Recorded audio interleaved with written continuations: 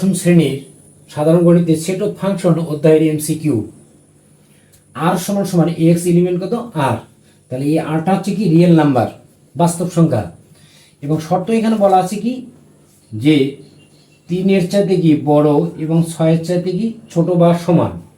তাহলে এখানে বলা আছে কি যে 3-এর চাইতে বড় আর 6-এর চাইতে ছোট বা 6-এর কি সমান।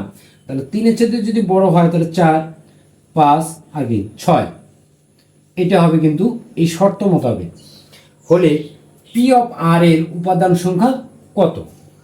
তাহলে পি অফ আর এর উপাদান সংখ্যা তার মানে কি পাওয়ার মানে কি উপসেটের সংখ্যা কয়টি।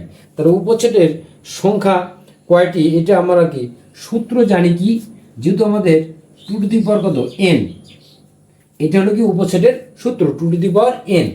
তাহলে সমান সমান টু এন এর মান কত হবে, এই যে 3টে আমরা উপাদান পাইলাম 4, 5, 6, তাহলে এখানে হবে কত 3 সমান সমান কত 8।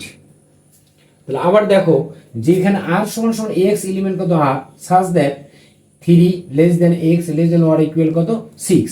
তার মানে এখানে শর্ত বলা আছে 3-এর চাইতে বড় এবং 6-এর চাইতে ছোট বা সমান যে সকল কি বাস্তব সংখ্যা, তাহলে কি যে 4, 5, 6, এটা হলো কি আমরা উপাদান আমরা পেয়ে গেলাম।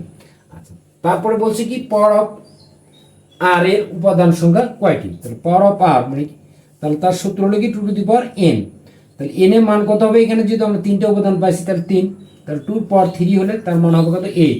অর্থাৎ আমাদের কি ঘ নম্বর উত্তরটা কিন্তু আমাদের সঠিক।